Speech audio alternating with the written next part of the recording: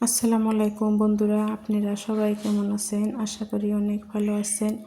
আজকে এমএস কুকিংয়ে একটা রেসিপি নিয়ে আসলাম। বাইম মাছ কীভাবে রান্না করি আপনারা দেখেন। মাছ কুটিয়ে ধুয়ে নিচ্ছি, সব মশলা নিয়ে নিচ্ছি।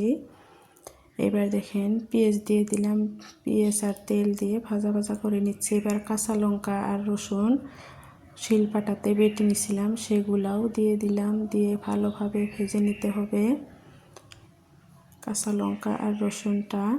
তারপরে আমি জিরা বাটা দিয়ে দিলাম, কাঁচা জিরাটাও বেটে নিছিলাম শিলপাটাত। দেখেন সুন্দরভাবে আমি ভেজে নিচ্ছি। এইভাবে আপনারা বাইম মাছ রান্না করে খাবেন, অনেক টেস্ট লাগে। আশা করি আপনাদের ভিডিওটা ভালোই লাগবে।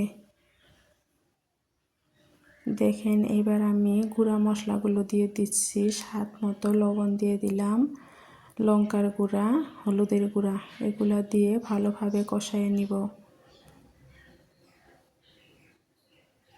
পাটা ধুয়ে পানিটুকু আমি এর ভিতরে দিয়ে ভালোভাবে কষিয়ে নিচ্ছি। দেখেন তেলটা উপরে ভেসে উঠেছে, মানে আমার মশলা কষানো হয়ে গেছে। এবার আমি মাছগুলা ঢেলে দিলাম, দিয়ে এবার মাছগুলা ভালোভাবে মশলার সঙ্গে কষাইয়ে নিব।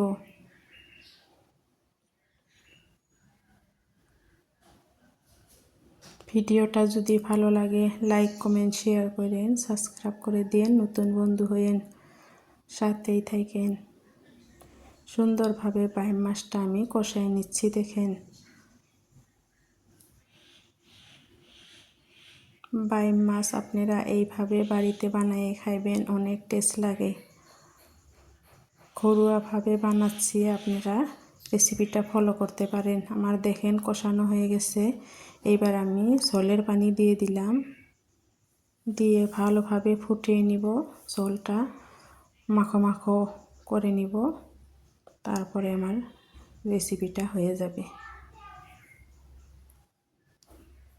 বলক চলে এসেছে, দেখেন ঝোল ফুটছে। এইবার আপনারা ফাইনাল লুকটা দেখতে পাবেন অনেক টাইম পরে। দেখেন কি সুন্দর মাখো মাখো হয়েছে, অনেক টেস্ট হয়েছিল।